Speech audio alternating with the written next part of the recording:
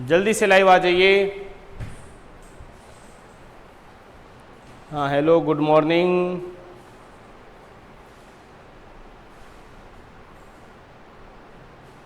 दीपक जी बढ़िया एकदम से।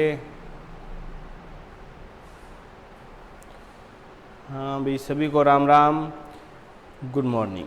चलिए आगे चलते हैं।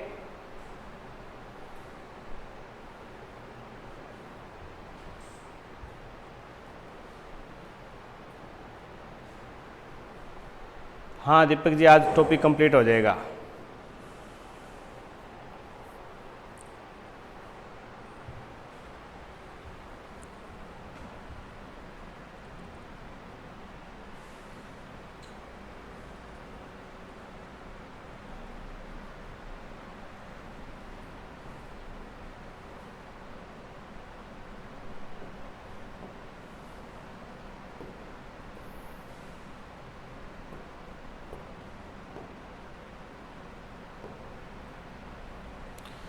आज बात करते हैं चाय की। सुबह सुबह चाय तो पिए सभी ने, अब उसी पर चर्चा कर लेते हैं आज अपने।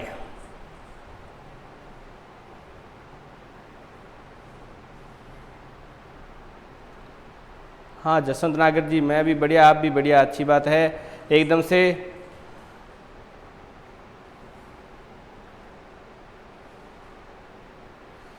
श्रीता जी ठीक है, आज बिल्कुल आराम से करेंगे अपने, क्योंकि थोड़ा बहुत ही बचा, इस टॉपिक को कंप्लीट करेंगे, नया टॉपिक देखेंगे, कल स्टार्ट करेंगे फिर अपने। देखिए चाय सभी ने पी ली है आराम से, तो अब बात कर लेते हैं चाय के ऊपर।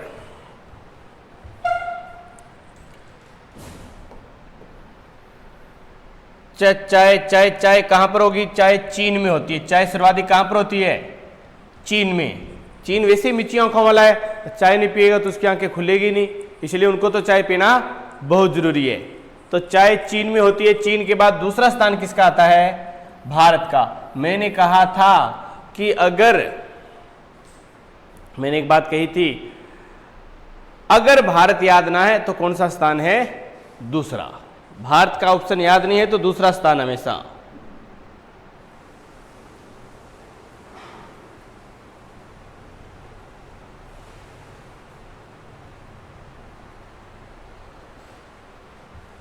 तो विश्व में पहला स्थान चीन, दूसरा भारत का। जबकि विश्व में निर्यात के अंदर सबसे आगे कौन है? श्रीलंका। अब श्रीलंका में होता तो है, लेकिन श्रीलंका में जनसंख्या कितनी की है, और श्रीलंका तो वाले तो वैसे ही काले होते हैं, और काले लोग तो चाय पिएंगे तो वो दिखाई नहीं देंगे फिर, इसलिए वो चाय पीते नहीं है। ध्यान रखना, चाय पीने से आदमी क्या होता है? इंसान काला हो जाता है, इसलिए चाय मत पीना, कम पिया करो चाय। अब श्रीलंका वाले काले, इनको पता है हम चाय पिएंगे तो दिखाई नहीं देंगे रात में, तो इतने काले हो जाएंगे, इसलिए चाय नहीं पीते। इसलिए सबसे ज्यादा निर्यात कौन करता है? श्रीलंका, फिर चीन और फिर भारत। विश्व में सबसे ज्यादा चाय का उपभोग सबसे ज्यादा चाय कहाँ के लोग पीते हैं? भारत के। सबसे ज्यादा चाय कहाँ के लोग पी रहे हैं? भारतीय। अब हम तो अगर चाय ना पिए तो हमारी तो मॉर्निंग ही गुड नहीं होती है, इसलिए मॉर्निंग गुड करने के लिए चाय पीनी पड़ती है। चीन वाले आंखें खोलने के लिए चाय पीते हैं।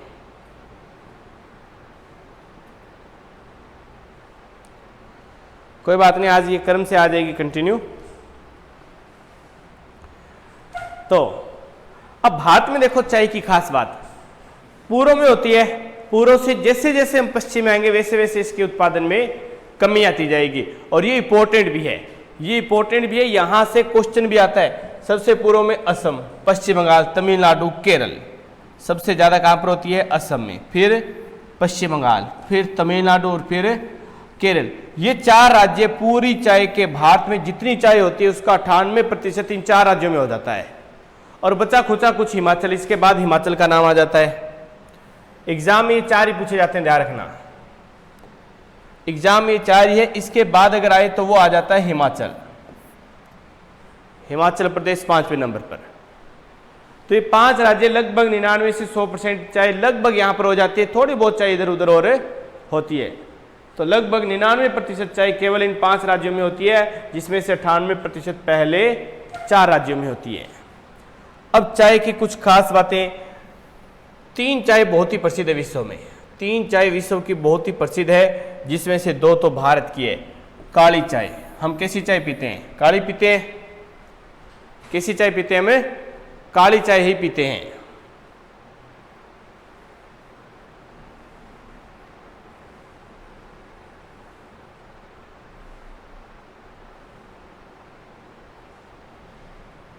हम काली चाय पीते हैं। और काली चाय कहाँ की प्रसिद्ध है? दार्जिलिंग पश्चिम बंगाल की। काली चाय कहाँ की प्रसिद्ध है?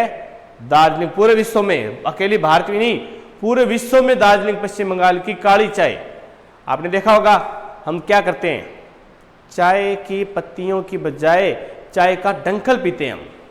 आपने कोई पेड़ देखा हो, जैसे नीम का पेड़ है, पत्तियां तोड़ दी, पत्तियां तो हम कर देंगे विदेशों में निर्यात। अब जो पीछे बच गया जो डंठल, उसको मशीनों में डालेंगे और मशीनों से उसको टुकड़े किए और क्या कर लेंगे, उसके हमें गोल गोल टुकड़े कर देंगे। तो बस यहीं से वो जो मशीनों में गोल गोल टुकड़े होते हैं वही तो हमारे पास आते हैं, गोल गोल दाने आ जाते हैं चाय के। और हम कहते हैं हाँ हम बहुत अच्छी चाय पीते हैं। हम क्या पीते हैं? चाय की लकड़ी को घोल घोल कर, चाय की जो लकड़ी होती है, जो डंठल होता है, उस डंठल को पीते हैं हम। और ये काले रंग का डंठल होता है। और ये कहाँ का प्रसिद्ध है सबसे ज़्यादा? दार्जिलिंग पश्चिम बंगाल का। जबकि हरी चाय जो है, चाय की पत्तियाँ जो बिल्कुल हरी हरी पत्तियाँ होती है, यहाँ पर पत्तियों का रंग ही काला हो जाता है, हरी पत्तियों वाली चाय जो है वो कहाँ की प्रसिद्ध है? हिमाचल प्रदेश की। हरी पत्तियों वाली चाय कहाँ की है? हिमाचल प्रदेश की। जबकि उलांग चाय, उलांग तो ताई बनाती है। अगर ताई चाय बनाए तो कितनी भी उबासियाँ आए वो सारी की सारी टूट जाती है। तो उलांग चाय ताई बनाती है। कौन बनाती है? ताइवान। उलांग चाय कहाँ की प्रसिद्ध है? ताइवान की प्रसिद्ध है। तो ये हो गया हमारा चाय के ऊपर। इतनी बातें याद रखनी चाय में हमें। वापस देख लीजिए, विश्व में चीन के बाद दूसरा स्थान है भारत का। निर्यात श्रीलंका सबसे ज्यादा करता है, जबकि उपभोग विश्व के अंदर चाय का सबसे ज्यादा प्रयोग कौन करते हैं? भारतीय। सबसे ज्यादा चाय भारत वाले पीते हैं। फिर हम बात करें तो भारत में उत्पादन, मैंने कहा था पूर्व से जैसे जैसे पश्चिम में आएंगे, असम, पश्चिम बंगाल, 2 वहां पर आगे, 2 इधर तमिलनाडु और केरल, तमिलनाडु और केरल 2 इधर आगे। तो ये 4 राज्य जो है, ये 4 राज्य असम, पश्चिम बंगाल, तमिलनाडु और केरल, ये 4 राज्य अकेले ही भारत में जितनी चाय होती है उसका 98% इन 4 राज्यों में ही होता है। इसके अलावा एक और आ जाता है, लगभग ये 5 राज्यों में चाय का उत्पादन होता है भारत में, ये समझ लीजिए। जिसमें से काली चाय कहाँ की प्रसिद्ध है? दार्जिलिंग पश्चिम बंगाल की। ये चाय भारत में सबसे उत्तम किस्म की चाय है। दार्जिलिंग पश्चिम बंगाल वाली चाय भारत में सबसे उत्तम किस्म की चाय है। फिर हरी चाय हिमाचल की और उलांग चाय कहाँ की है? ताइवान की। कितने डिग्री होता है? छाया प्रिय पौधा होता है। अच्छा, इसकी एक खास बात और याद ध्यान रखना, ये पर्वतीय ढालों पर होता है। मिट्टी वगैरह दी होगी यहाँ पर, ये रही।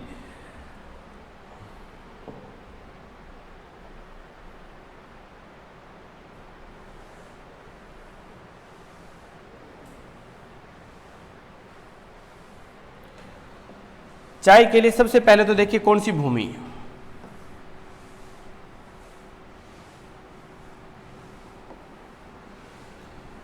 ढालू भूमि। पर्वतीय जो ढाल होते हैं वहां पर चाय बहुत ही अच्छी से होती है। पर्वतीय ढालों पर चाय का उत्पादन अच्छे से किया जाता है।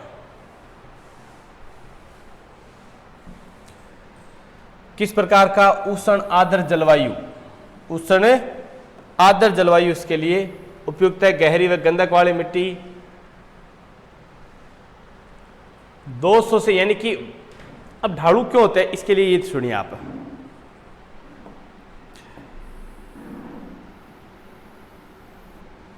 ऐसे जो पर्वतीय ढाल होते हैं अपने, इन ढालों के ऊपर चाय बोई जाती है। यहां से ऊपर से मान लो ये बरसात हो रही है,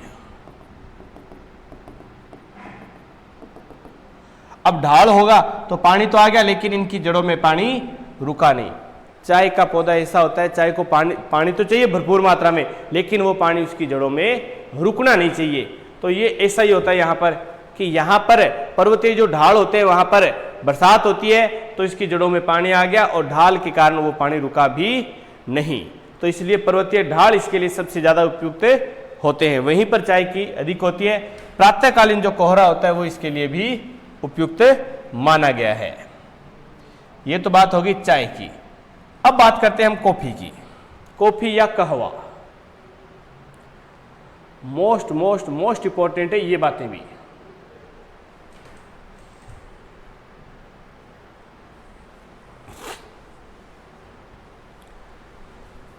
देखो कहवा या कॉफी जो है, भारत का स्थान तो दूसरा रहना ही है। कहवा या कॉफी, कई जगह अलग अलग बोल देते हैं इनको, लेकिन है एक ही चीज। बहुत जगह तो कहवा अलग लिख दिया, कॉफी अलग लिख दिया, तो हमें तो एक ही मानना है इसको। विश्व में सर्वाधिक कहां पर है? ब्राजील, तो इसलिए ब्राजील का क्वेश्चन आता है। भारत का स्थान तो मैंने पहले ही बता दिया आपको, दूसरा ही रहने वाला है, लगभग में दूसरा है। जहां पर पहला था वो था, बाद में या 20वें तक गया था। ब्राजील में होता है, तो ब्राजील का एक क्वेश्चन आता है हमेशा, ब्राजील में चाय के खेत क्या कहलाते हैं? ब्राजील में चाय के खेत क्या कहलाते हैं? तो फजेंडा। हाँ, क्यारियां बनाकर पैदावार की जाती है, लेकिन क्यारियां बहुत ही कम होती है, इसमें पर्वतीय ढालों पर होता है। ये चाय जो होती है वो पर्वतीय ढालों पर होती है, उसको पानी रुकना नहीं चाहिए। क्यारियां तो बनती है लेकिन वो पानी आगे से आगे निकलता जाएगा बस। विश्व में भारत का स्थान दूसरा। भारत में सर्वाधिक चाय कॉफी कहां पर होती है? कर्नाटक। कर्नाटक की ही बहुत प्रसिद्ध होगी। विश्व की सबसे महंगी कॉफी भी कर्नाटक में ही तैयार होगी, भी आगे आएगा। सीवेट या लुबरक वो नीचे लिखा हुआ है, कैसे तैयार होती है उस पर भी हम चर्चा करेंगे। तो भारत में प्रथम स्थान कर्नाटक, केरल और तमिलनाडु। इस बात से ये पता चलता है कि कॉफी भारत में सबसे ज्यादा कहाँ होती है? दक्षिणी भारत में। कॉफी दक्षिण भारत में, चाहे पूर्व में थी और फिर दक्षिण में आई थी, लेकिन कॉफी सीधी दक्षिण भारत में सर्वाधिक होती है। और अभी अभी इसकी 2-3 किस्में भी याद रख लीजिए। चाय में कोई किस्म नहीं थी, कॉफी में देखिए अरेबिका। अरेबिका पूरे विश्व की 62% अरेबिका भारत में, या भारत में जो होती है अरेबिका, भारत में 62% यही होती है। भारत में जितनी कॉफी होती है उसका 62% कौन सी होती है? अरेबिका किस्म। फिर रोबेस्टा और लिब्रेका, ये 3 कॉफी की किस्में हैं। और चौथी आती है सीवेट या लुवरक। ये भारत में नहीं मिलती, ध्यान रखना, ये भारत में अवेलेबल नहीं है। बनती भारत में है लेकिन ये भारत में मिलती नहीं है। बनती भारत के अंदर ही है लेकिन ये भारत में मिलती नहीं है। ये जो कॉफी होती है सीवेट या लुवरक कॉफी, इसका उत्पादन कर्नाटक के कुर्ग जिले में होता है। कर्नाटक का कौन सा जिला? कुर्ग जिला। और ये विश्व की, भारत ही नहीं, विश्व की सबसे महंगी कॉफी है। मैंने कहा विश्व की सबसे महंगी कॉफी है, तैयार की जाती है कर्नाटक के कुर्ग जिले में, लेकिन ये भारत में अवेलेबल नहीं है, ना ये भारतीय पसंद करते। अब आप सोच रहे होंगे भारतीय पसंद ही नहीं करती तो बनाते क्यों हैं? कमाई सबसे ज़्यादा इसी में होती है, क्योंकि विश्व की सबसे महंगी कॉफी है। इस कॉफी को बनाने के लिए घर पर बिल्लियां पालनी पड़ती है। इस कॉफी को बनाने के लिए घर पर बिल्लियां पालनी पड़ती है आपको। अगर ये बता दिया तो मुझे लग रहा है आप कॉफी पीना ही छोड़ दोगे, इसलिए इसके ऊपर हम चर्चा नहीं कर रहे कि कैसे तैयार की जाती है। वैसे इतना बता दिया, इस कॉफी को तैयार करने के लिए घर पर बिल्लियां पालनी पड़ती है आपको। बिल्ली होगी तभी ये कॉफी तैयार होगी। तो भारत में कॉफी को क्या कहा जाता है? मधुर कहवा के नाम से भी जाना जाता है। अंकु, वीरेंद्र, बताऊंगा तो जो कॉफी पीते हैं वो छोड़ देंगे।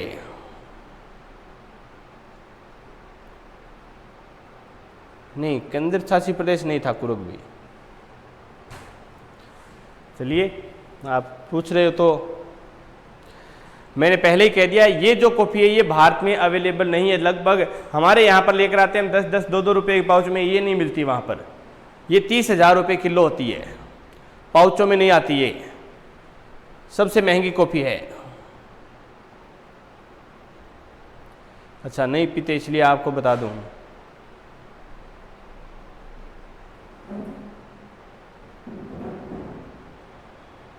हाँ, ये देखो, शिव को एकदम सही पता है इसमें क्या करते हैं, देखिए बिल्ली को कुछ भी खिलाया पिलाया नहीं जाएगा 10 दिन तक। 5 से 10 दिन बिल्ली को बिल्कुल भूखा रखा, बिल्ली भूखी रहेगी तो उसके पेट की सफाई तो होगी। अब क्या करेंगे, उसको कॉफ़ी के जो बीज होते हैं वो खिला देते हैं। कॉफ़ी के क्या खिला दिए, बीज। अब कॉफ़ी के बीज जो खिला दिए उनको, अब वो बिल्ली उनको खाएगी, पचाएगी और फिर वो करेगी पोटी करेगी। तो फिर उस पोटी को पानी से साफ करेंगे और उसके बीज अलग निकाल देंगे और फिर वो कॉफ़ी तैयार की जाती है जो सीवेट या लूवरक कॉफ़ी होती है। और वो कॉफ़ी सबसे ज़्यादा पसंद करते हैं इंग्लैंड के लोग।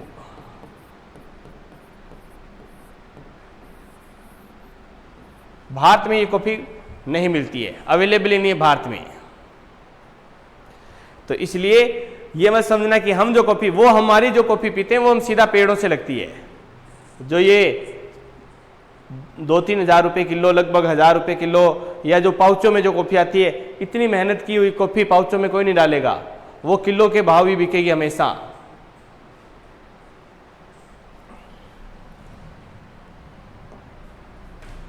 कॉफ़ी की उत्पत्ति जो होती है ये इथोपिया में होती है। कॉफ़ी की उत्पत्ति कहाँ पर होती है, इथोपिया। इथोपिया से याद आया, मानव की उत्पत्ति कहाँ से हुई थी। एक बहुत बार सीधा सीधा क्वेश्चन आता है, नीचे वाले कोई आवश्यकता नहीं हमें।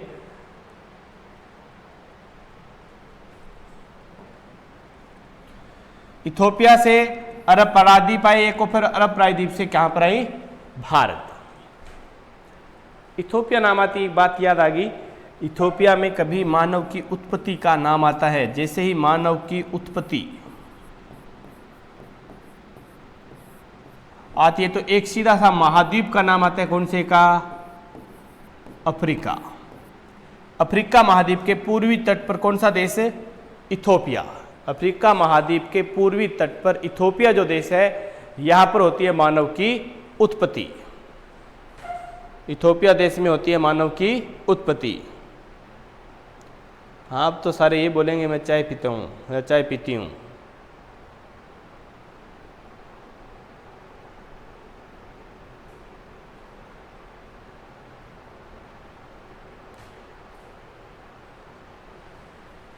चलिए, ये हो जाती है हमारे कहवा या कॉफ़ी। कॉफ़ी को भी ढाल युक्त चाहिए, चाय हो या कॉफ़ी, दोनों को ढाल युक्त भूमि की आवश्यकता होगी। वही 200 से 250 के लगभग वर्षा की आवश्यकता होती है और ऊंचे पर्वतीय ढालों पर होती है ये। 600 से 1000 मीटर ऊपर पर्वतीय ढाल, दोमट मिट्टी या लावा मिट्टी। मिट्टी ऐसी होनी चाहिए जैसे लेटेराइट मिट्टी है। लेटेराइट मिट्टी भी इनके लिए काफी उपयुक्त मानी गई है। लेटेराइट मिट्टी क्या होती है, अंदर अपने अंदर पानी को अधिक सोखती नहीं, और ऐसी मिट्टी जो पानी को अपने अंदर ना सोखे, वही मिट्टी इनको आवश्यक है। जूट या पटसन,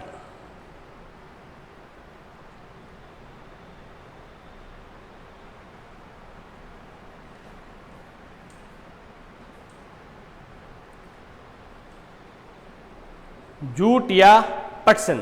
जूट के अंदर पहले विश्व में सबसे अधिक उत्पादन होता था बांग्लादेश में।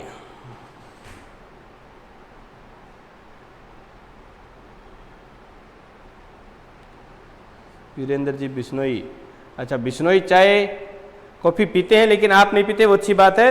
जाति धर्म से चाय कॉफी का कोई लेना देना नहीं है वीरेंद्र जी, क्योंकि मैं खुद भी बहुत ही कम ना मात्र चाय पीता हूं, कभी कभार इधर उधर गया हुआ होता हूं तब।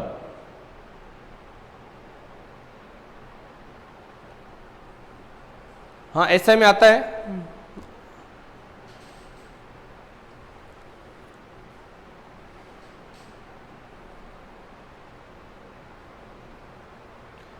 हाँ, तुलसीराम ऐसा ही के लिए भी है। इंडिया वाला पार्ट जहां पर भी आ रहा है वहां सबके लिए इंडिया ज्योग्राफी काम किया हमारे। जूट या पटसन, जिसको सुनहरा रेशा भी कहते हैं, ध्यान रखना। जूट, पटसन या इसे किस नाम से भी जाना जाता है, सुनहरा रेशा भी कहा जाता है। पहले बांग्लादेश पहले पर आता था, लेकिन वर्तमान में विश्व में जूट के उत्पादन में पहला स्थान किसका हो गया है? भारत का। पहले इसमें पहला स्थान किसका होता था? बांग्लादेश का। दूसरा भारत का होता था, लेकिन वर्तमान में भारत पहले पर, बांग्लादेश दूसरे पर है। और भारत में पश्चिम बंगाल, बांग्लादेश के पास क्या है? पश्चिम बंगाल, बिहार और असम, यहां पर ये जूट या पटसन बांग्लादेश में होता है। बांग्लादेश के साथ ही भारत है, यानी कि वही क्षेत्र वही रहेगा। पहले बांग्लादेश अधिक था, अब पश्चिम बंगाल वाला क्षेत्र यानी कि भारत में आ गया। अब भारत में पश्चिम बंगाल, बिहार, असम यहां पर होता है। और इसका एक जूट के लिए एक अंतर्राष्ट्रीय जूट संगठन की स्थापना की गई थी। अंतर्राष्ट्रीय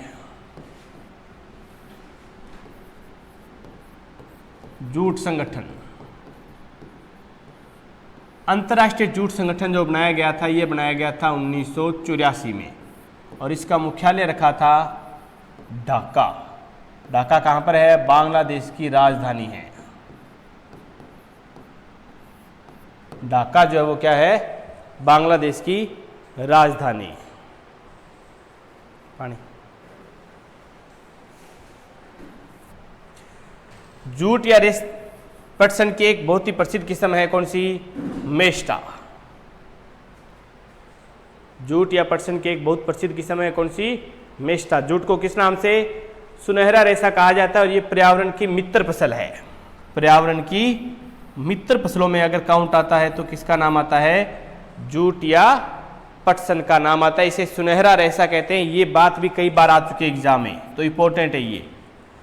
उष्ण आर्द्र जलवायु है वो छोड़िए, तो रेशेदार फसलों में ये सुनहरा रेशा ये कहलाती है। सर्वाधिक पश्चिम बंगाल में होती है और वर्तमान में भारत हो रहा है, इसलिए इंपॉर्टेंट है ये।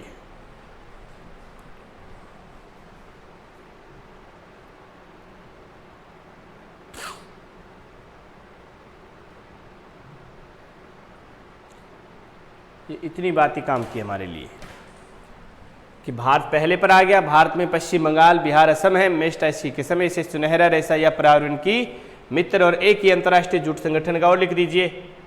अंतर्राष्ट्रीय जूट संगठन की स्थापना 1984 में ढाका, पश्चिम, ये ढाका बांग्लादेश में की गई थी।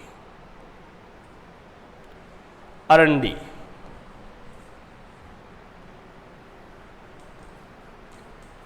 विश्व में पहला स्थान भारत का। विश्व में पहला स्थान किसका? भारत का।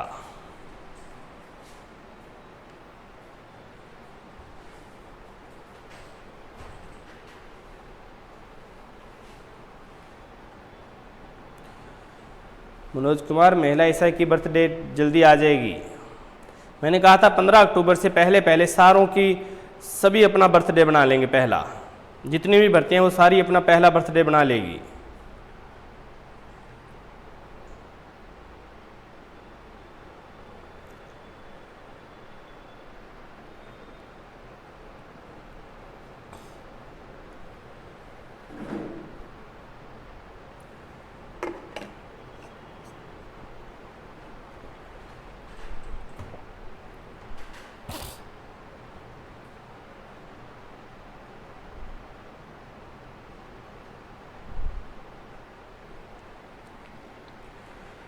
जलवायु टेम्परेचर जरूरी है, तो जो आपको पीडीएफ दी जा रही है उसके अंदर साथ साथ में जलवायु टेम्परेचर दिया हुआ है। करवाए मैंने इसलिए नहीं कि बहुत ही कम पूछा जाता है, बहुत ही कम। आरएस मुख्य परीक्षा के अंदर आता है, प्री तक नहीं आता है।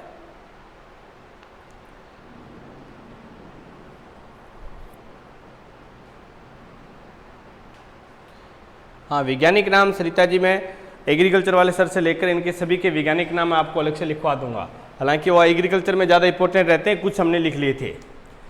अब आ जाइए अरंडी पर। अरंडी का उत्पादन विश्व में सर्वाधिक कहाँ होता है? भारत में। भारत में सबसे ज़्यादा गुजरात, पूरे भारत का 65% गुजरात में, 25% राजस्थान। यानी कि ये देखिए गुजरात और राजस्थान ही है, यानी कि रेगिस्तानी जो क्षेत्र होगा वहाँ पर अरंडी अधिक होगा। और उसके पास ही जालोर, वर्तमान के अंदर ये आ जाएगा जालोर और सांचौर। वर्तमान में क्या आ जाएगा? सांचौर और जालोर दोनों आ जाएंगे नाम इसके साथ ही। इसका काम क्या आता है? देखो अरंडी जो है ये इसका तेल बनता है। अरंडी किस काम आती है, इसका क्या बनाया जाता है, अरंडी का तेल। अब ये तेल क्या काम आता है, स्नेहक, मशीनों के अंदर स्नेहक या लुब्रिकेट। लुब्रिकेट क्या होता है, उनको और अधिक लुब्रिकेट, जैसे आपने कॉन्टैक्ट लेंस देखे होंगे, लुब्रिकेट नाम का एक वो आता है। लुब्रिकेट का अर्थ होता है चिकना पदार्थ, स्नेहक, यानी कि उनको काम करने, साबुन बनाने में काम आता है, चमड़ा शोधन में भी काम आता है अरंडी का तेल जो है, अरंडी।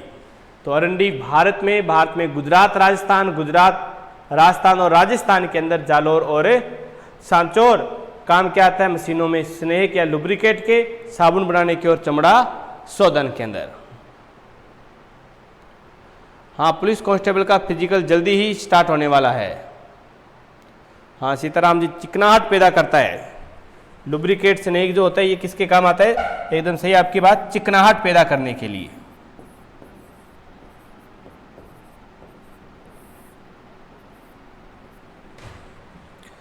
तो अरंडी में इतनी बातें काम की हमारे लिए।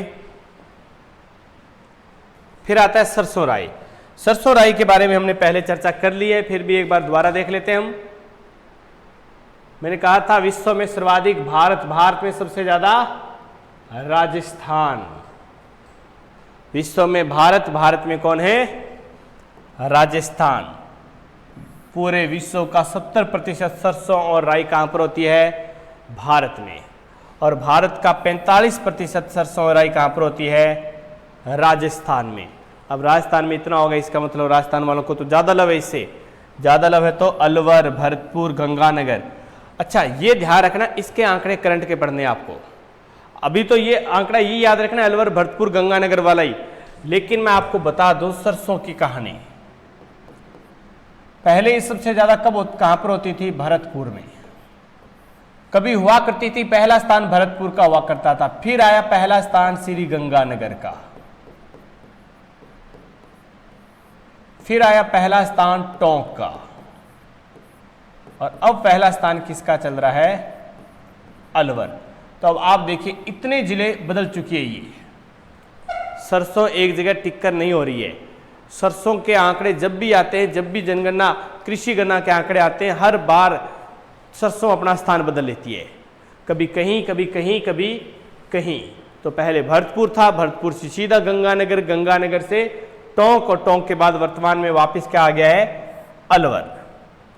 तो अब हमें तो ये आंकड़ा याद रखने की अलवर में है, दूसरा स्थान भरतपुर और तीसरा गंगानगर। और केंद्रीय सरसों अनुसंधान केंद्र, ये हम कर चुके हैं पहले ही, सेवर भरतपुर में। इसके लिए तापमान कितना, औसत तापमान 20 से 25 डिग्री सेल्सियस होना चाहिए। वर्षा चाहिए 75 से 150 सेंटीमीटर तक इसको वर्षा की आवश्यकता होती है। जल की अधिकता इसके लिए हानिकारक है। आपने देखा होगा सरसों हम बोते हैं, एक गेहूं रबी की फसल है, गेहूं होती है और उसके साथ सरसों होती है। गेहूं को हम अगर पानी लगाने की बात करें तो 8 से 10 पानी प्रयोग में लेते हैं गेहूं के लिए, जबकि सरसों के लिए 2 पानी। अधिक से अधिक, अगर अधिक पाला पड़ गया तो पाले से बचाने के लिए तीसरा पानी लगाया जाता है, अन्यथा 2 पानियों में सरसों तैयार हो जाती है।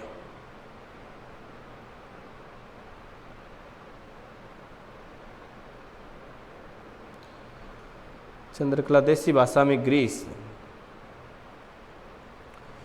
जसवंत नागर जी, अरंडी के पत्ते का जूस डेंगू में काम आता है। देखो भाई, इस चीज़ का मुझे नहीं पता है, हो सकता है काम आता हो।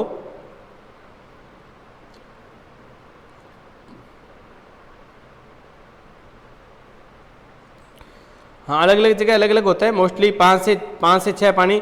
तो जहाँ गेहूं 4 पानी में हो रही है, 4 से 5 पानी में, तो वहाँ पर सरसों 1 या 2 पानी में हो जाती है। यानी कि सरसों को पानी गेहूं से आधा पानी ही चाहिए, मुश्किल से सरसों को आधा पानी चाहिए, और गेहूं को हम जितना पानी लगाएंगे उतनी वो अच्छी होती जाती है, पैदावार अच्छी होती है गेहूं की।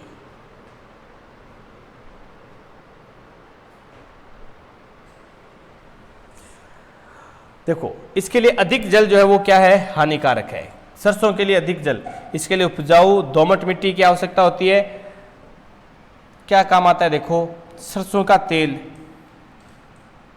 बनाने में। अब जो सरसों का तेल होता है,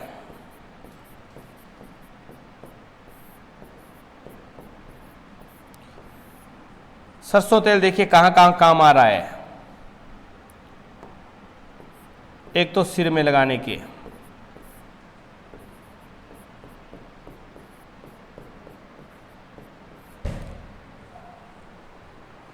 आजकल तो वो चल गए।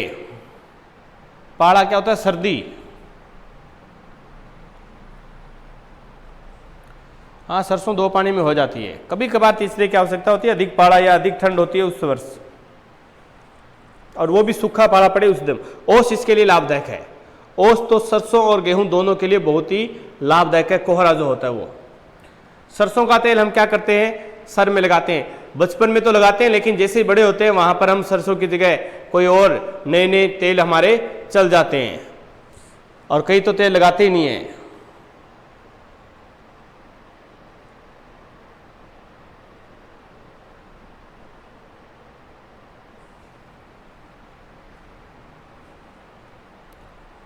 हाँ, नोट्स ऐसे बनाते जाओ आराम से साथ साथ में। दूसरा, सरसों के तेल से हम सब्जी में तड़का लगाते हैं।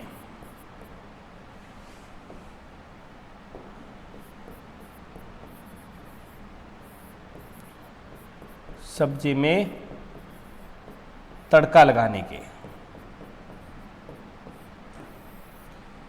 तड़का लगाना यानी कि सब्जी बनाने में, सब्जी बनाने में। हाँ, ये लो बजाज आलमंड ड्रॉप्स आ गया।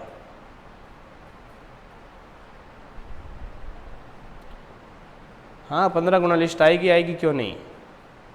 15 गुना कोई बुलाएंगे? फार्म भरवा लिए फिजिकल के लिए, 15 गुना लिस्ट आएगी, वही बुलाएंगे, सीधे एडमिट कार्ड ही आएंगे, वो 15 गुना के ही आएंगे। और सरसों से तेल बन गया, और जो पीछे बच गया उससे क्या बन गई? खड़, जिसे खड़ी बोलते हैं, जो पशुओं को खिलाने के काम आती है। हम आपने देखी होगी जो ग्रामीण क्षेत्र से एक आती है बड़ेवा वाली खल, यानी कि कपास की, हमने चर्चा की थी।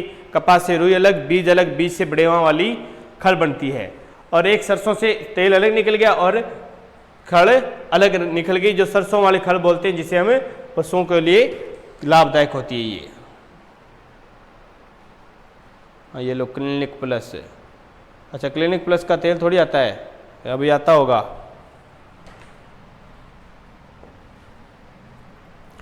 रेशम,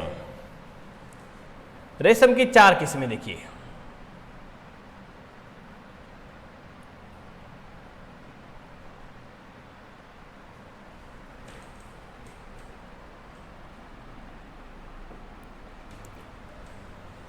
विश्व में रेशम उत्पादन में पहला स्थान चीन, और चीन के बाद दूसरा स्थान भारत का है।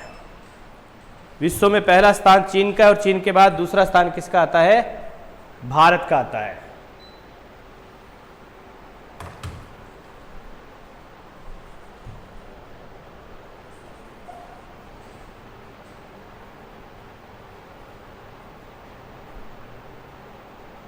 अच्छा, क्लिनिक प्लस का आता है। हाँ, बिलोना खल। हाँ टीकम जी, पीडीएफ भी मिलती है। चीन के बाद दूसरा, मैंने कहा लगभग में दूसरा स्थान है भारत का। भारत में सर्वाधिक रेशम कहाँ होता है? कर्नाटक। रेशम की 4 किस्में देखो, अरी, टसर, मूंगा और सहतूती। अरी, टसर, मूंगा और सहतूती, 4 किस्में, जिसमें से मूंगा केवल और केवल कहां पर होता है? भारत के अंदर। और रेशम अनुसंधान केंद्र जो है,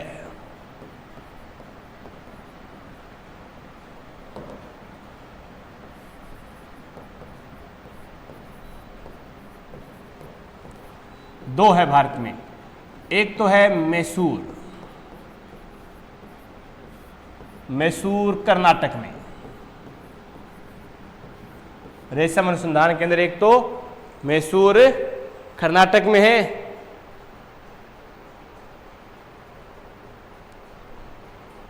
हाँ, मोस्टली ग्रामीण क्षेत्र में जो पशु रखते हैं उनके घर में सरसों की खल मिल जाएगी। और दूसरा है ब्रह्मपुर, ब्रह्मपुर ओडिशा।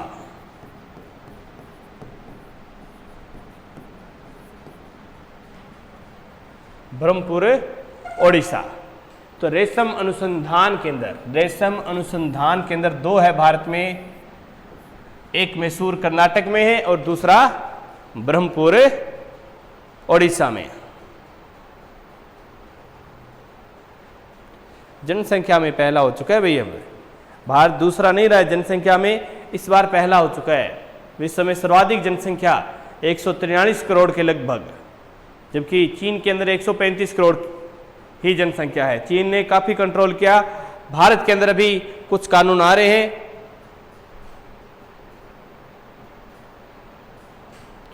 दीपक जी जल्दी हो जाएगी, बड़े बड़े 5 टॉपिक हो चुके हैं हमारे। ये 7-8 टॉपिक थे, सारे 5 बड़े बड़े टॉपिक हमने कर लिए, तो आने वाले दिनों में जल्दी कंप्लीट कर लेंगे इसको हम। डिटेल से करेंगे तो 4 दिन 2 दिन एक्स्ट्रा लग जाएंगे, अगर हम शॉर्ट में करेंगे तो 2 दिन में कंप्लीट कर लेंगे। तो शॉर्ट में नहीं करेंगे, आराम से कर लेंगे, जल्दबाजी नहीं।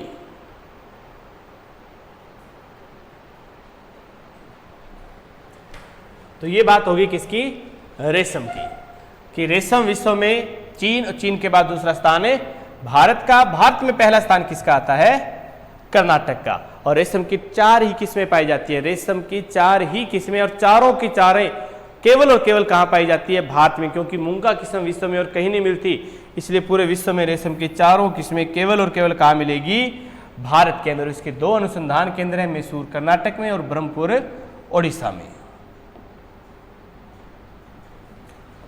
अब आता है रबड़। रबड़ 2 प्रकार का होता है, एक प्राकृतिक और एक कृत्रिम।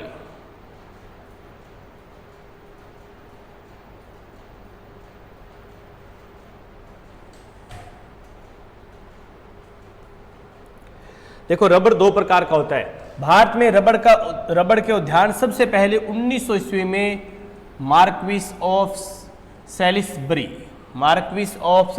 सेलिसबरी के प्रयत्नों से प्रारंभ किया गया था। दक्षिण भारत में किया था, ध्यान रखना। कर्नाटक और केरल वाला क्षेत्र ही रहता है इसमें भी। विश्व में प्रथम स्थान है प्राकृतिक रबर की बात करें तो थाईलैंड। भारत का स्थान यहां पर आ जाएगा चौथा, ध्यान रखना। भारत का कौन सा स्थान है इसमें, रबड़ के उत्पादन में चौथा। 2 ही चीजों के उत्पादन में भारत चौथे पर आया, ध्यान रखना। एक रबड़ के उत्पादन में था और एक ज्वार के उत्पादन में। रबड़ और ज्वार जो थी,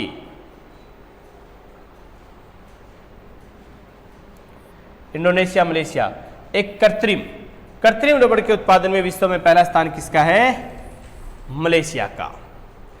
भारत में प्रथम किसका है, मैंने कहा था दक्षिण भारत में अधिक होता है। ये देखो केरल, तमिलनाडु, कर्नाटक, फिर त्रिपुरा, अंडमान निकोबार आता है, लेकिन एग्जाम में 2 या 3 ही आते हैं, केरल, तमिलनाडु और कर्नाटक।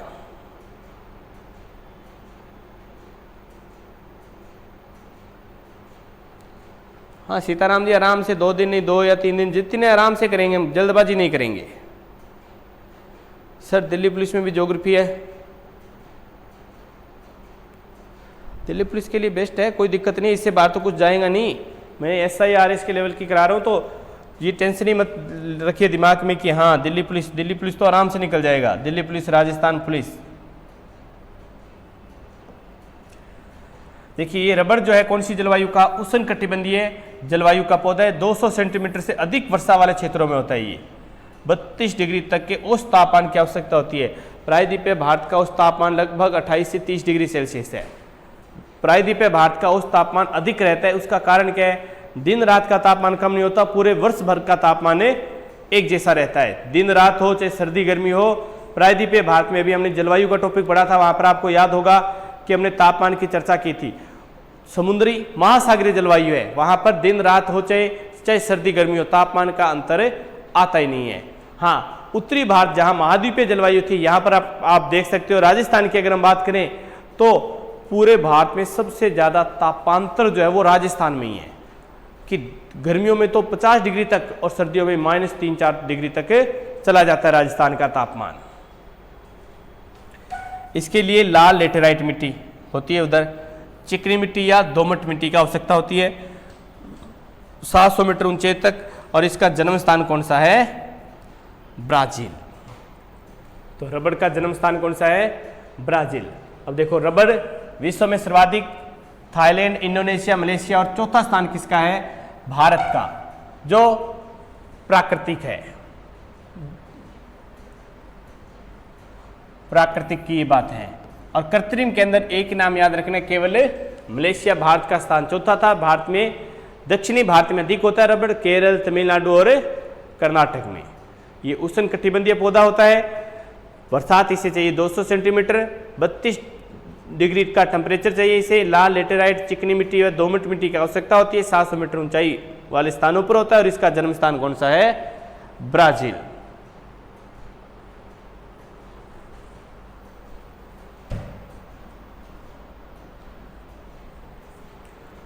ग्वार, ग्वार के भी ऊपर हम चर्चा कर चुके थे वैसे तो।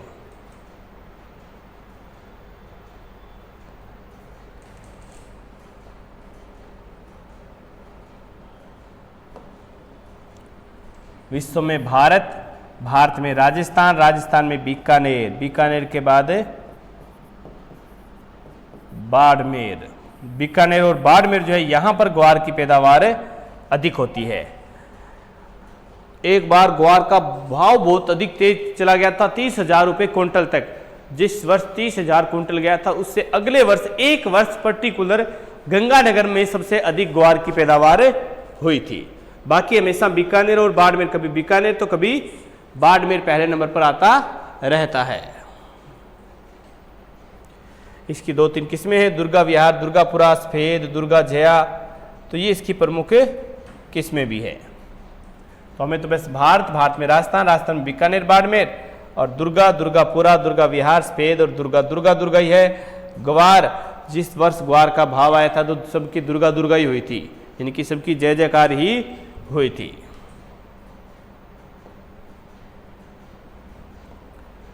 बात करते हैं दलहन की।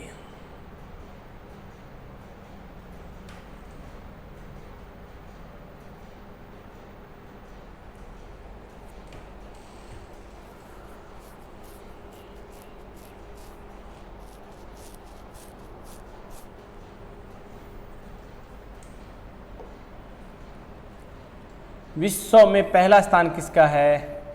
भारत। भारत का पहला स्थान है। भारत दालों का उत्पादक व उपभोग दोनों में विश्व में पहला स्थान रखता है।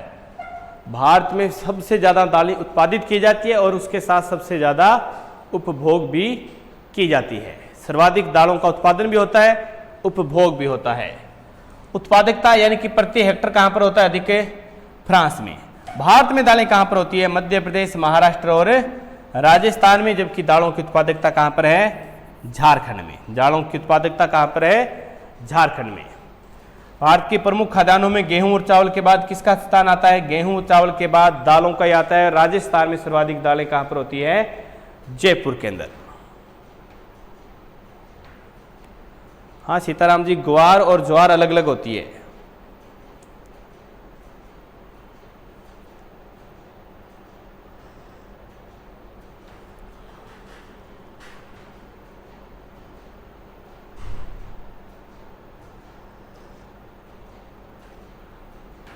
ग्वार और ज्वार अलग अलग होती है। इसके बाद देखो,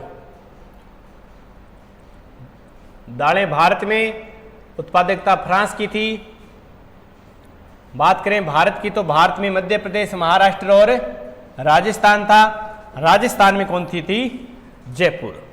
दालें किसके लिए बोई जाती है? भूमि की उर्वरा क्षमता बढ़ाने के लिए दालों का प्रयोग किया जाता है। भूमि की उर्वरा क्षमता बढ़ाने के लिए।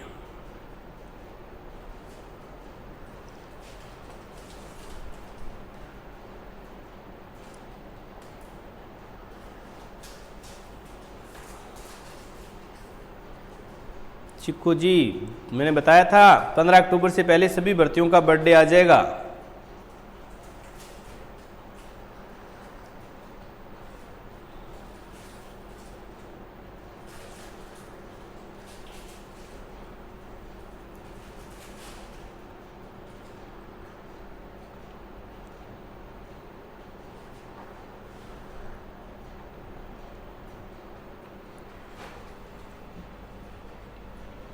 उर्वरा क्षमता बढ़ाने के लिए, और इसमें भी सबसे ज़्यादा किसको प्राथमिकता दी जाती है? उड़द की दाल को। किसको प्राथमिकता दी जाती है? उड़द। और दालों में प्रोटीन होता है, इसलिए दालों के उत्पादन को बढ़ाने के लिए क्रांति भी पड़ी थी, आपको याद हो, प्रोटीन क्रांति, जिसके जनक कौन थे? नरेंद्र मोदी थे। प्रोटीन क्रांति के जनक कौन थे? नरेंद्र मोदी, जो वर्तमान में हमारे क्या हैं? पीएम नरेंद्र मोदी इसके जनक माने जाते हैं।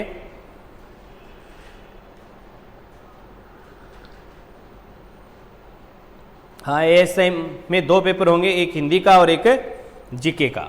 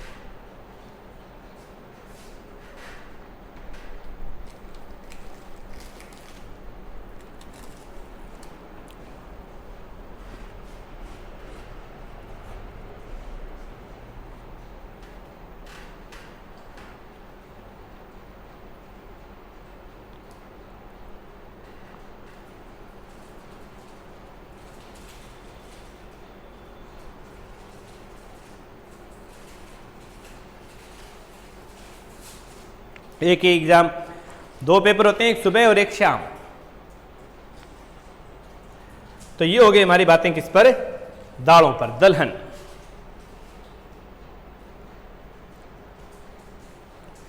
अधिकांशतः दालें कब बोई जाती है? रबी की फसल में।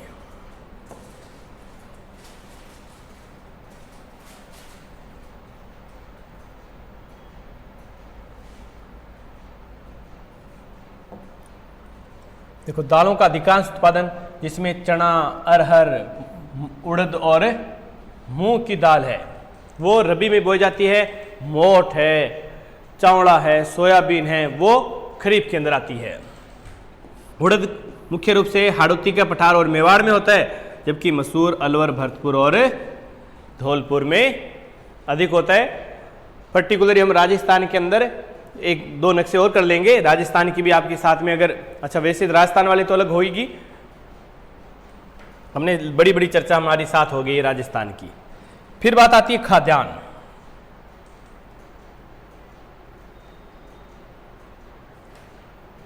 खाद्यान्न क्या होता है? देखिए, यानी कि जो हमारे खाने वाली फसलें होती है, जिन फसलों को हम मुख्य रूप से खाने के लिए बोते हैं, उन सभी को इकट्ठा कर दें।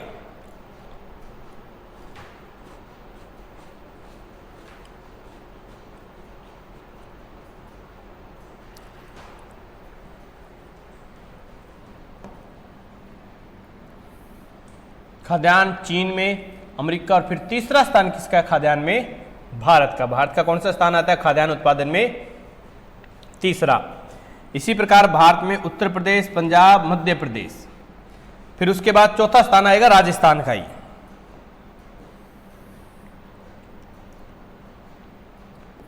खाद्यान्न उत्पादन में राजस्थान का कौन सा स्थान आएगा? चौथा स्थान। पांचवा स्थान आता है हरियाणा का।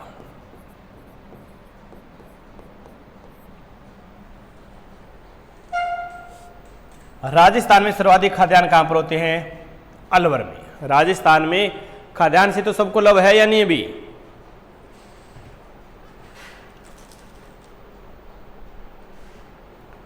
हाँ, उदयराम मीणा, राजस्थान ऐसे में इंटरव्यू होता है, कोर्स जल्दी हो जाएगा।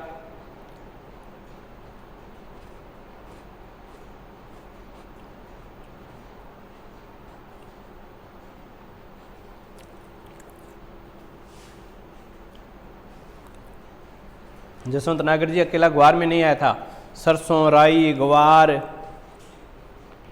और अरंडी, इनमें भारत का उत्पादन पहला ही था अपने।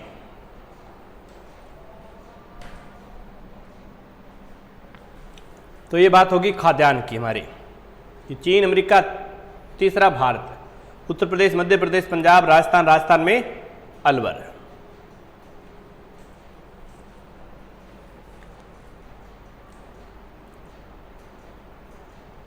फिर आता है सोयाबीन।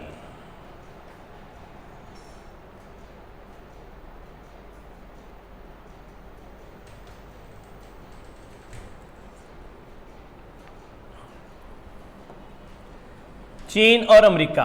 भारत के अंदर मध्य प्रदेश, पूरे भारत का 70% अकेला कहां पर हो जाता है? सोयाबीन मध्य प्रदेश में, 20% महाराष्ट्र में और 10% राजस्थान। यानी कि सोयाबीन केवल 3 राज्यों में होता है।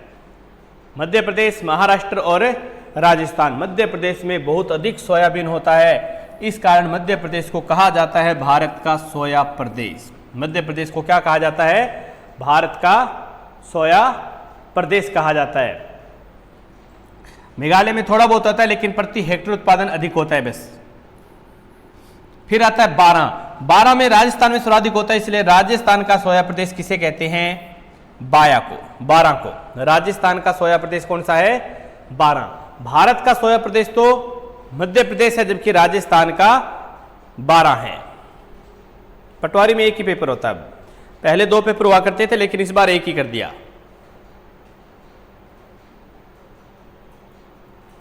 हाँ मनोज जी, कोर्स कितने दिन में हो जाएगा? मैंने 20 तारीख तक बोला था, लगभग हो जाएगा 20 तारीख तक आराम से।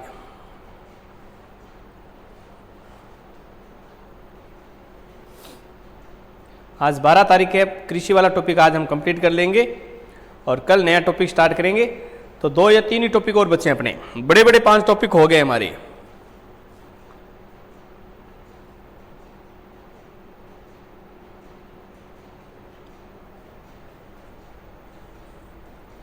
सोयाबीन चीन, अमेरिका, भारत में मध्य प्रदेश। भारत का ये मुख्य रूप से ये याद रखना है, मध्य प्रदेश। मध्य प्रदेश में अधिक सोयाबीन होने के कारण सोया प्रदेश। राजस्थान में 12 अधिक है, तो राजस्थान का सोया प्रदेश कौन सा हो गया? 12 हो गया। 15 से 35 डिग्री तापमान चाहिए, 75 से 125 डिग्री वर्षा चाहिए, गहरी दोमट और चिकनी दोमट मिट्टी चाहिए। सोयाबीन में सर्वाधिक मात्रा में प्रोटीन, 43% प्रोटीन पाया जाता है। मोस्ट इंपॉर्टेंट है ये, कई बार ये पूछ लेते हैं सीधा। दालों में सबसे ज्यादा प्रोटीन अगर कोई दाल में है तो वो कौन सी है? सोयाबीन की दाल। बहुत बार आपने देखा होगा, सजेस्ट करते हैं जो डॉक्टर होते हैं, वो सीधा से कहते हैं आप शाकाहारी हो या मांसाहारी हो। जहां पर प्रोटीन की बात आती है तो सबसे ज्यादा प्रोटीन बोला जाता है कि अंडों में प्रोटीन अधिक होता है, तो अंडे सजेस्ट करते हैं डॉक्टर। लेकिन जो शाकाहारी होते हैं उनको क्या बोलते हैं? क्या जो अंडे नहीं खाते हैं वो क्या खाएंगे प्रोटीन के लिए? सोयाबीन की दाल। तो सोयाबीन में कितना? 43% प्रोटीन होता है, और इसमें तेल होता है मात्र कितना? 20%। तेल की मात्रा मात्र कितनी होती है? 20% ही होती है इसमें।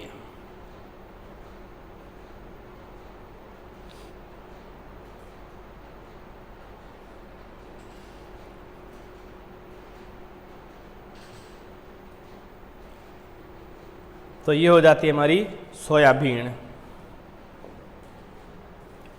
मोटे अनाज। हाँ, अब आगे बात मोटे अनाजों की।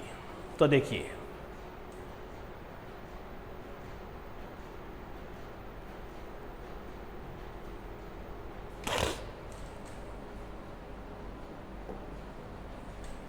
विश्व में भारत में सर्वाधिक मोटे अनाज कहाँ होते हैं? राजस्थान में। मोटा अनाज है कौन सा? ज्वार, बाजरा, मक्का, ये मोटे अनाज में आते हैं। चना भी, वैसे तो दालों में आता है चना, लेकिन मोटे अनाज में चने को भी रखा गया, ध्यान रखना। ज्वार, बाजरा, मक्का, चना, ये क्या है? मोटे अनाज है। नित्य चौधरी जी बता दिया, महिला एएसआई में 2 पेपर होने की संभावना है, क्योंकि सेम एसआई के पैटर्न पर, क्योंकि अभी तक पैटर्न आया नहीं है।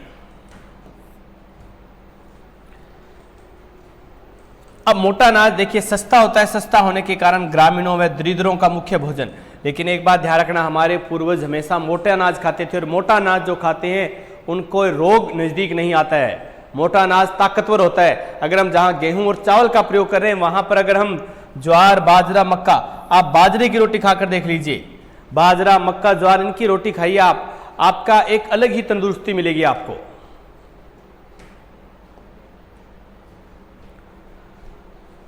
फिर आता है चना।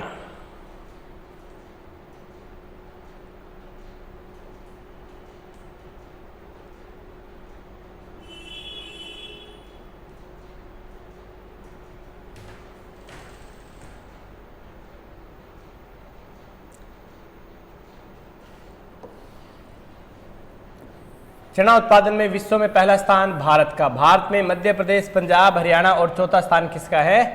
राजस्थान का। चना उत्पादन में मध्य प्रदेश, पंजाब, हरियाणा और चौथा स्थान किसका? राजस्थान का। राजस्थान में पहले नंबर पर वर्तमान में आ चुका है कौन? हनुमानगढ़। ध्यान रखना, पहली कंडीशन किसकी है? हनुमानगढ़ की, फिर बीकानेर और फिर गंगानगर। 2 नंबर पर बीकानेर और 3 नंबर पर क्या है, गंगानगर है। पहले नंबर पर कौन आता है, हनुमानगढ़। और चना मंडी जो एशिया की सबसे बड़ी चना मंडी, एशिया की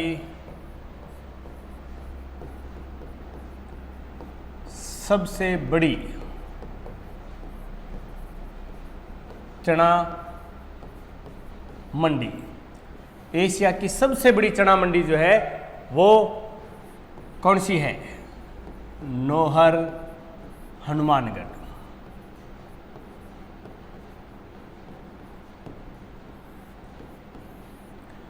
एशिया की सबसे बड़ी चना मंडी कौन सी है, नौहर हनुमानगढ़।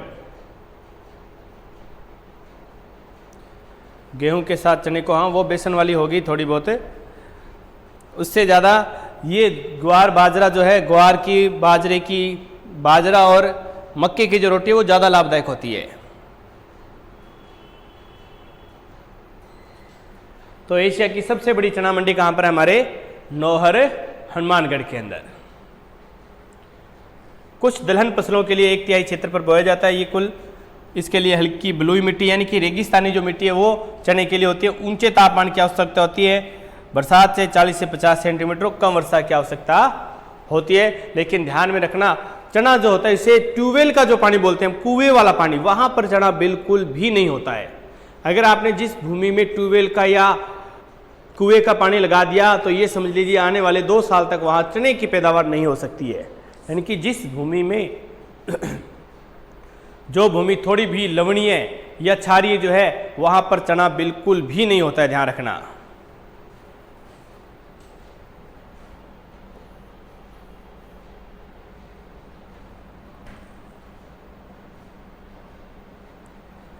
अरहर, अरहर के उत्पादन में भी भारत का विश्व में कौन सा स्थान है, पहला स्थान है।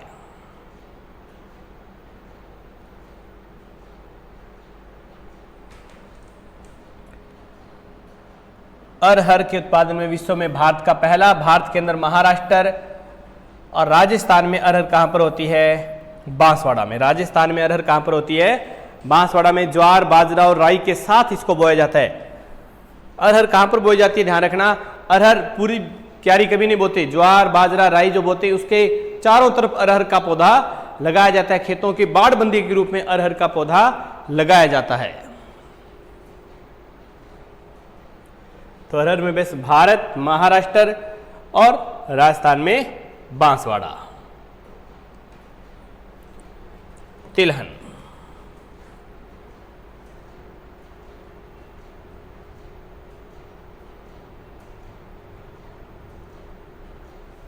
देखिए तिलहन जो है इसका सर्वाधिक उत्पादन होता है म्यांमार में। म्यांमार के बाद दूसरा स्थान किसका है, भारत का। म्यांमार में, मध्य प्रदेश में और राजस्थान में कहां पर, बारां में। राजस्थान में बारां में। मुख्य रूप से तिलहन की फसलें तो कई होती है, लेकिन मुख्य रूप से जो प्रधानता है तिलहन की फसलों में वो 5 तिलहनों की प्रमुख प्रधानता है, जिसमें मूंगफली, तिल, सरसों, अलसी और अरंडी आती है। 5 तिलहन आते हैं प्रमुख रूप से, मूंगफली, तिल, सरसों, अलसी और अरंडी। भारत में जितने क्षेत्र में तिलहनों की खेती की जाती है उसके 80% भाग पर किसकी खेती होती है, मूंगफली की। किसकी होती है, मूंगफली और सरसों।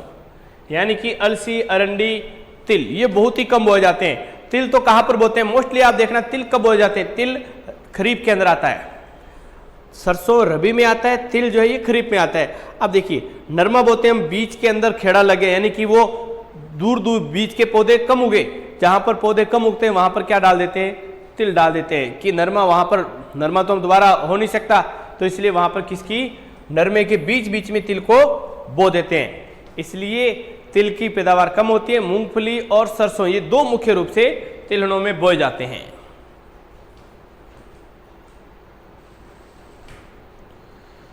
चौधरी साहब जो बचा है वो तो करना ही पड़ेगा। तिल,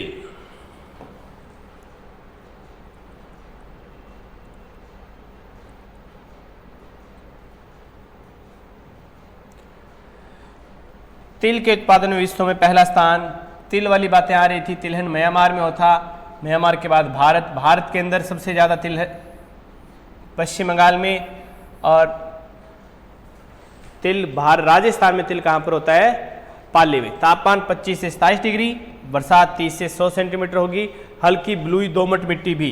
मैंने कहा था तिल तो नर्मदे के बीच में बोए जाते हैं, अधिक तिलों की खेती नहीं की जाती। स्पेशली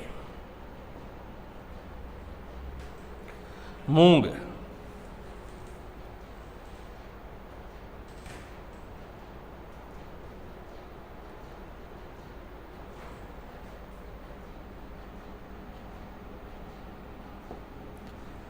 विश्व में भारत पहले पर, भारत में राजस्थान और राजस्थान में नागौर।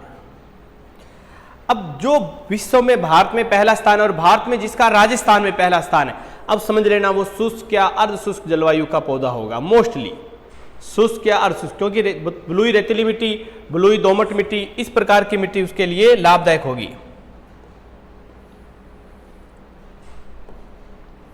अर्ध शुष्क दोमट मिट्टी, बरसात की आवश्यकता भी उसे कम ही होगी, तापमान भी कितना ही हो। उड़द व मूंग को ज्वार, बाजरा और कपास के साथ ही बोया जाता है। उड़द और मूंग जो होते हैं ये ज्वार, बाजरा और कपास के साथ ही बोए जाते हैं।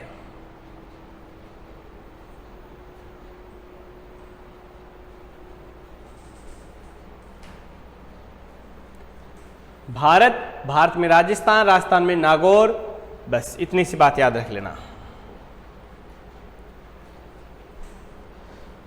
अब ये फसलें हो चुकी है, सारणी एक मैंने यहां पर रखी है, जो छोटी छोटी जो बातें रह गई उनके लिए।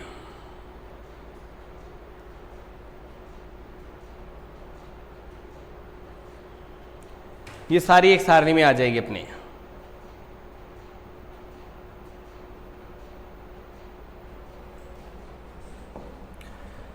तोरियो कहां पर होता है, राजस्थान में। तोरिया कहां पर होता है, राजस्थान में होता है।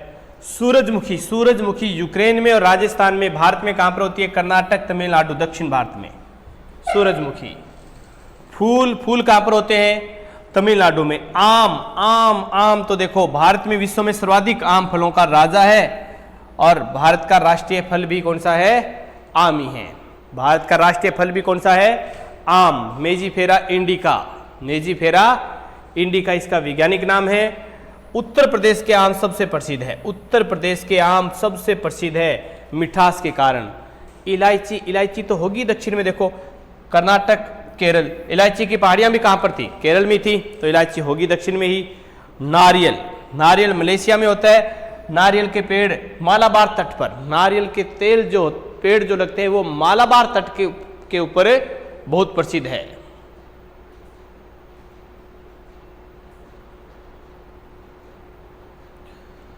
अभी लास्ट में थोड़ा सा बचा था, मैंने कहा स्पीडली कर लें, बाकी नोट्स आपको स्टार्टिंग में कंप्लीटली नोट्स तैयार करवाए हैं साथ साथ में। हाँ, नक्शे के अंदर नोट्स बनते हैं अपनी।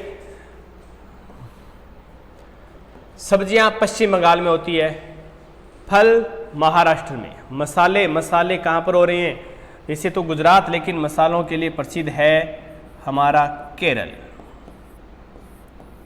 मसाला नगरी के नाम से जो जाने जाती है वो किसको कहते हैं, केरल को। आलू चीन उत्तर प्रदेश में, प्याज चीन महाराष्ट्र में, दूध भारत और भारत में उत्तर प्रदेश, और राजस्थान में बात करें तो जयपुर। राजस्थान में बात करें तो इसकी दूध कहां पर होता है, जयपुर में। प्याज कहां पर होता है सर्वाधिक, अलवर में। सीकर का प्रसिद्ध है। आलू राजस्थान में होते हैं धौलपुर में। मसाले राजस्थान में होते हैं बारां में। फल सब्जियां, नारियल होता नहीं, इलायची होती नहीं है राजस्थान में।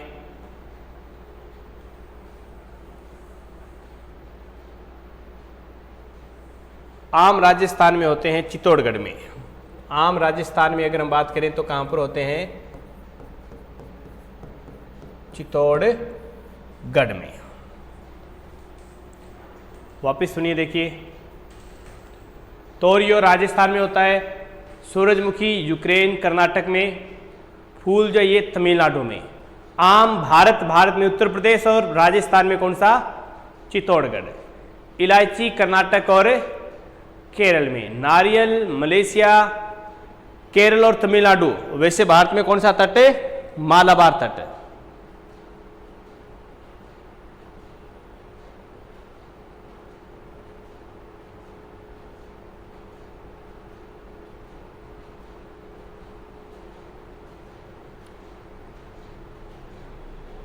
सब्जियां पश्चिम बंगाल में, फल महाराष्ट्र में, मसाले वैसे तो गुजरात में है लेकिन मसालों की नगरी कौन सी है, केरल है। मसालों की नगरी केरल और राजस्थान में मसाले 12 में। आलू चीन के बाद भारत में उत्तर प्रदेश और राजस्थान में धौलपुर। आलू धोड़े होते हैं इसलिए धौलपुर में अधिक होते हैं। प्याज चीन, महाराष्ट्र और राजस्थान वालों को तो प्याज से ज्यादा ही लव है इसलिए अलवर में होता है। दूध भारत में उत्तर प्रदेश के अंदर, भारत में उत्तर प्रदेश है और भारत के अंदर उत्तर प्रदेश और राजस्थान के अंदर दूध जयपुर में सर्वाधिक होता है। अब आता है जैविक खेती। ये क्वेश्चन कई बार आ चुका है एग्जाम में। जैविक खेती बोल दीजिए या ऑर्गेनिक खेती बोल दीजिए इसे, जैविक खेती या ऑर्गेनिक खेती। इसके लिए, इसको बढ़ावा देने के लिए क्रांति चलाई गई थी। सदाबहार क्रांति। जैविक खेती को बढ़ावा देने के लिए कौन सी क्रांति चलाई गई थी, सदाबहार क्रांति।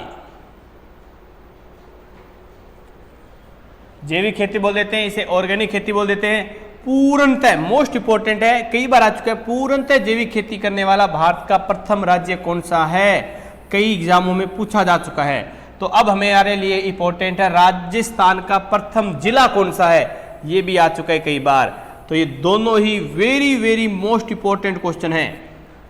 भारत में पूर्णतः जैविक खेती को अपनाने वाला राज्य सिक्किम है और राजस्थान के अंदर पूर्णतः जैविक खेती करने वाला राज्य है कौन सा है, जिला डूंगरपुरा राजस्थान के अंदर। नरमागेती किस्म किसकी है,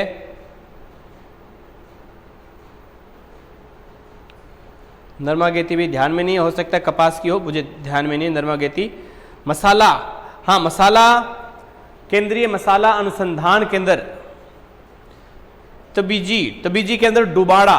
मसाले के अंदर हमने पढ़ा था, यहां पर लिख देता हूं मैं, मसाले कहां पर हो रहे थे, राजस्थान के अंदर अगर हम बात करें तो मसाला अनुसंधान केंद्र है डुमाड़ा। डुमाड़ा जो ये कहां पर है,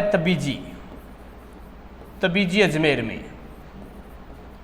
अब ये देखना पड़ेगा अजमेर में या और कहीं चला गया, अभी देख लेना। लेकिन डुमाड़ा तबीजी है, तबीजी के अंदर स्थान है डुमाड़ा। ये भी आया हुआ पेपर में क्वेश्चन है। केंद्रीय मसाला अनुसंधान केंद्र कहां पर है, तबीजी ऑप्शन में नहीं था, हम तबीजी रट रहे हैं, तबीजी ऑप्शन में नहीं दिया, उसके अंदर जो स्थान था वो पूछ लिया, तो वो कौन सा है, डुमाड़ा।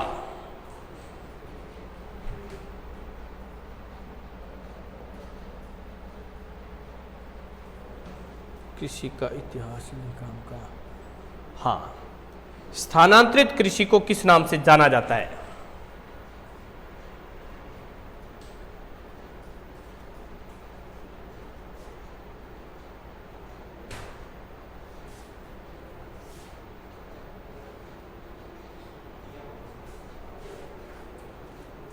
स्थानांतरित कृषि को किस नाम से जाना जाता है, तो देखिए बेवार डहियार, ये कहां पर कहते हैं, मध्य प्रदेश के बुंदेलखंड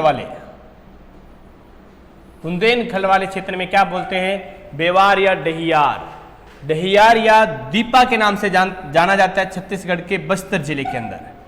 डहियार या दीपा कहां कहते हैं, छत्तीसगढ़ के बस्तर जिले में।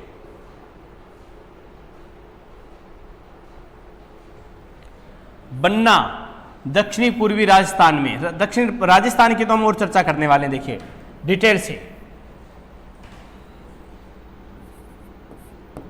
दक्षिण एवं दक्षिणी पूर्वी राजस्थान में स्थानांतरित कृषि को कहा जाता है वालरा। ध्यान रखना, क्या शब्द आता है? वालरा। पहाड़ी क्षेत्रों में, राजस्थान के पहाड़ी क्षेत्र जो आते हैं, पहाड़ी क्षेत्र शब्द आ गया या पर्वतीय क्षेत्र, पहाड़ी क्षेत्र आ जाए या पर्वतीय क्षेत्र, तो वहां पर कहा जाता है इसे चीमाता, मोस्ट इंपॉर्टेंट है ये। और मैदानी क्षेत्र आ जाए अगर राजस्थान के दक्षिणी या दक्षिणी पूर्वी में मैदानी क्षेत्र अगर आता है तो वहां पर कहा जाता है इसे दजिया। ये तीन नाम मोस्ट वेरी मोस्ट इंपॉर्टेंट नाम है, जिसमें से लास्ट वाले दो तो बहुत ही काम के, चीमाता और दजिया। चीमाता और दजिया बहुत सारे एग्जाम में आता है और हम गलत कर आ जाते हैं। तो पहाड़ी माता हमें पहाड़ों के ऊपर लेकर जाएगी, पहाड़ों पर माता लेकर जाएगी, तो पहाड़ी क्षेत्रों में चीमाता कहा जाएगा इसे, और मैदानी क्षेत्र में क्या कहा जाएगा इसे? दजिया कहा जाता है। स्थानांतरित कृषि क्या होती है? स्थानांतरित कृषि क्या होती है? जो आदिवासी जनजाति होती है, आदिवासी लोग जो क्या करते हैं, एक स्थान पर फसल बोली तो उन्हें पता है यहाँ पर दूसरी बार अच्छी नहीं होगी, वो जंगलों को काटते हैं और दूसरे स्थान पर चले जाते हैं। उस स्थान को 2 वर्ष या 3 वर्ष के लिए खाली छोड़ दिया जाता है। तो वो होती है, यानी कि एक जगह बो दी एक बार, फिर 2-4 साल बाद फसल बोएंगे, तब तक वो बंजर, यानी कि उसको सीधा खाली छोड़ दिया जाता है। तो एक स्थान से दूसरे स्थान पर कृषि करते रहना कहलाती है स्थानांतरित। झूमिंग, अलग अलग जगह अलग अलग नाम है, तो वो नाम हम यहाँ पर लिख रहे हैं। पोंडू कहाँ पर कहा जाता है? ओडिशा और आंध्र प्रदेश में। कमान, बिग्गा, धावी ओडिशा में। बोगमा मेघालय में। कुरुआ झारखंड में। खील हिमाचल प्रदेश में। पालमू मणिपुर में। कुमारी या पोणम, इंपॉर्टेंट नाम है ये हमारे लिए। कुमारी या पोणम केरल या पश्चिमी तट पर कहा जाता है। जारा या अर्का दक्षिण भारत में। और झूमिंग नाम कहां पर आता है? असम व उत्तरी पूर्वी भारत। तो ये स्थानांतरित कृषि के कुछ नाम थे अपने, स्थानांतरित कृषि के नाम है। और सबसे इंपॉर्टेंट है चीमाता और दजिया। सबसे इंपॉर्टेंट कौन सा है? चीमाता और दजिया।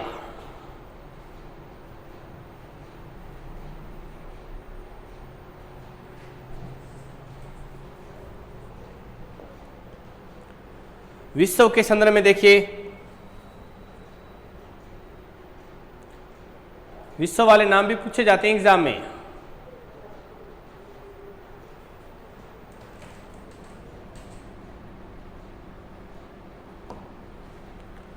लदांग इंडोनेशिया और मलेशिया में अभी आया था ये नाम। मिल्पा मध्य अमेरिका मेक्सिको के अंदर ये नाम भी पूछा जा चुका है। रोक्का ये कई बार आ चुका है। रोक्का, रोक्का कहां पर है?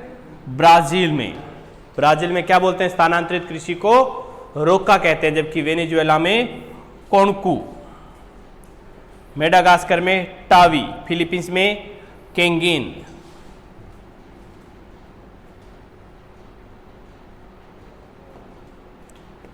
मलोले कांगो बेसिन या मध्य अफ्रीका में। हुमा जावा के अंदर। तुग्या म्यांमार में। चेना ये नाम भी आ चुका है। चेना, चेना कहां पर बोलते हैं? श्रीलंका में। चेना कहां पर बोलते हैं? श्रीलंका में। इसे क्या बोलते हैं? चेना कहा जाता है।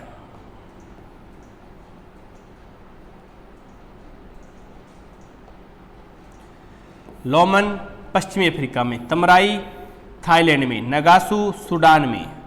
ताबी चितमेन अफ्रीका के अंदर। तो ये 2-4 नाम इसमें ज़्यादा काम के हैं, मैंने आपको बोल के सारे बता दिए हैं। जो काम के वो 2 या 4 नाम ही है, वो ज़्यादा इंपॉर्टेंट रहते हैं इसमें।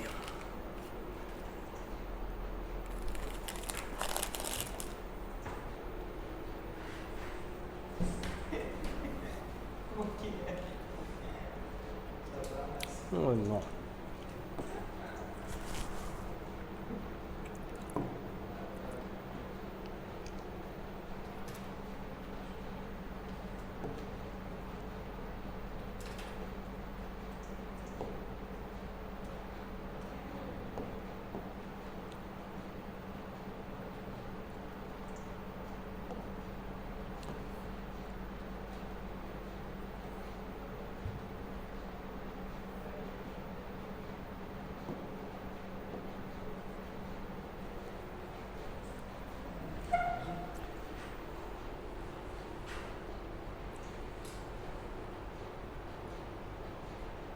पीपीटी गायब हो गई, मार्कर चला हुआ रह गया।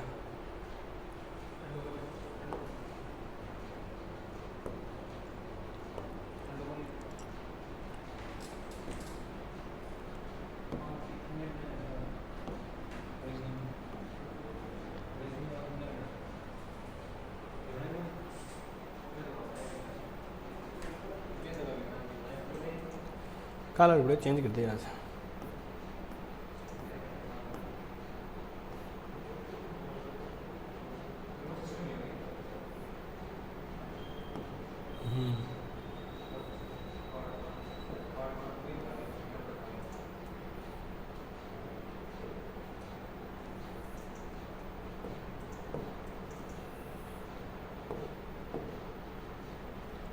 ये राजस्थान के आ जाते हैं, फिर उसके बाद आ जाएंगे राजस्थान के राष्ट्रीय बीजीय मसाला केंद्र। तो ये राजस्थान वाले आपके राजस्थान में हो जाएंगे सारे। केंद्रीय कृषि अनुसंधान, बेर अनुसंधान, खजूर अनुसंधान, आफरी, काजरी, ये सारी की सारी बातें आपके राजस्थान में आ जाएगी। इसलिए हम चर्चा यहाँ पर नहीं करने वाले, राजस्थान में इनकी चर्चा करेंगे।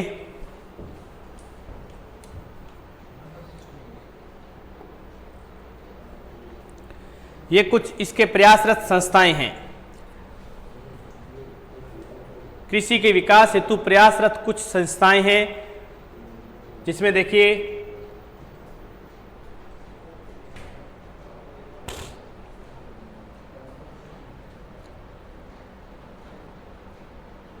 एक तो ये हमारे काम का आता है नाबार्ड।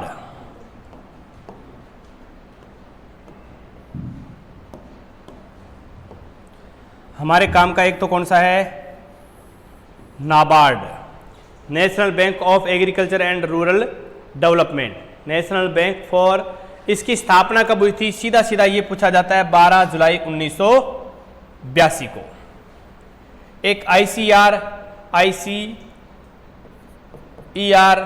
आईसीआर भारतीय कृषि अनुसंधान परिषद 1929 के अंदर हुई थी इसकी स्थापना। उसके बाद हमारे जो काम की चीज है वो ये है राष्ट्रीय जैविक कृषि संस्थान, नियोप अच्छे से याद रख लेना, क्योंकि ये कृषि से संबंधित है ऑर्गेनिक खेती से। ऑर्गेनिक खेती यानी कि जैविक खेती, और जिसके लिए कौन सी क्रांति पड़ी थी हमने, सदाबहार क्रांति। सदाबहार क्रांति के अंदर जैविक खेती की जाती है, और जैविक खेती के लिए कौन सी संस्था, इसको शॉर्ट में नियोप, और इसका मुख्यालय कहां पर है, गाजियाबाद उत्तर प्रदेश में। और भारत का प्रथम पूर्णतः जैविक कृषि करने वाला राज्य कौन सा है, सिक्किम। भारत का प्रथम पूर्णतः जैविक कृषि करने वाला राज्य सिक्किम है। तो राजस्थान का प्रथम पूर्णतः जैविक कृषि करने वाला जिला कौन सा है, डूंगरपुर। तो ये जैविक खेती वाला मोस्ट इंपोर्टेंट रहता है, वर्तमान में काफी चर्चा में है। हाँ, ये न्योफ वाला क्वेश्चन कई बार आ चुका है, नाबार्ड वाला आ चुका है, ये बीच वाले नहीं, कर्बको, एरी, इनके ऊपर बहुत। हाँ, ये सीधा पूछा जा सकता है, एरी इंडियन एग्रीकल्चर रिसर्च इंस्टीट्यूट कहां पर है, तो पूसा बिहार में है, पूसा बिहार के अंदर। ये इतनी सीधी सी बात पूछ लेते हैं कई बार।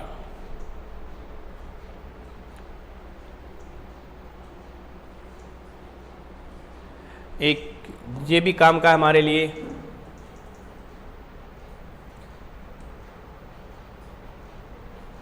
जो भी चीजें होती हैं उनको एक एग मार्क दिया जाता है।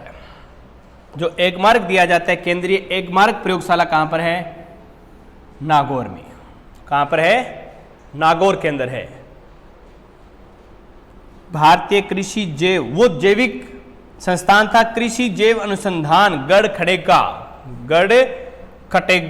गढ़खटेगा झारखंड में है। 2014 में इसकी स्थापना की गई थी।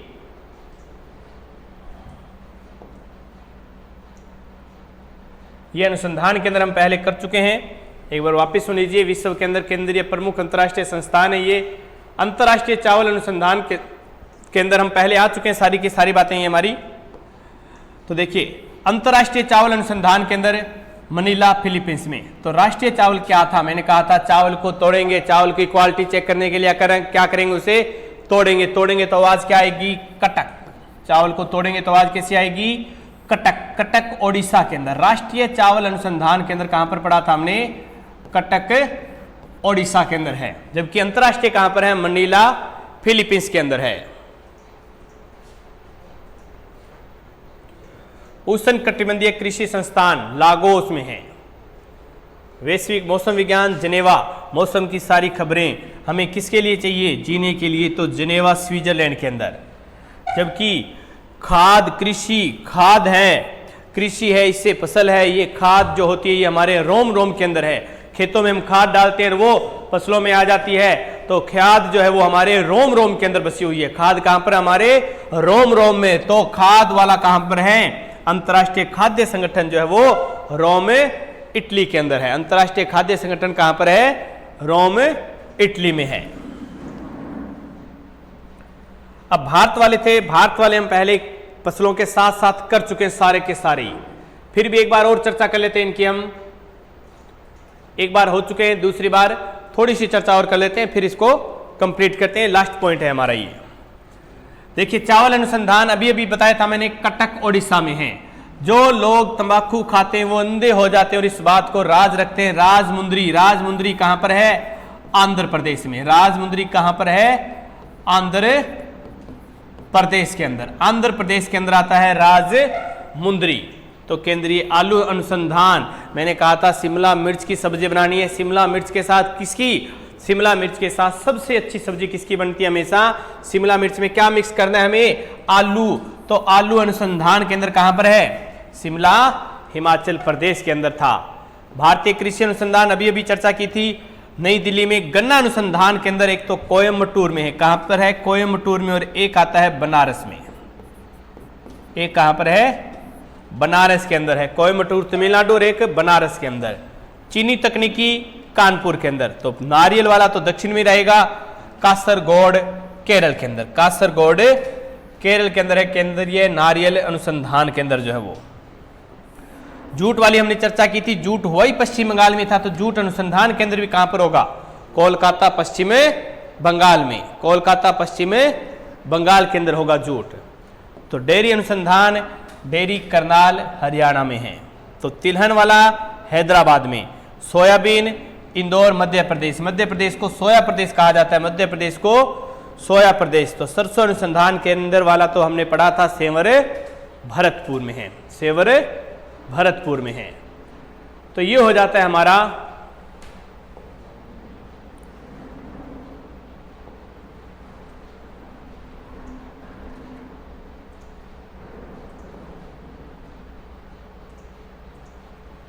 कृषि वाला टॉपिक यहां पर कंप्लीट हो जाता है। दो बातें और याद रख लेना, ये एक दिवस याद रखना है हमें, राष्ट्रीय महिला किसान दिवस। राष्ट्रीय महिला किसान दिवस कब होता है? 15 अक्टूबर को। 15 अक्टूबर को ही होता है विद्यार्थी दिवस। 15 अक्टूबर को ही होता है विद्यार्थी दिवस। 15 अक्टूबर को ही है APJ अब्दुल कलाम। अब्दुल कलाम का जन्मदिन 15 अक्टूबर को ही हुआ था। कभी अकबर का जन्मदिन 15 अक्टूबर 1542 को अकबर का जन्म हुआ था। 15 अक्टूबर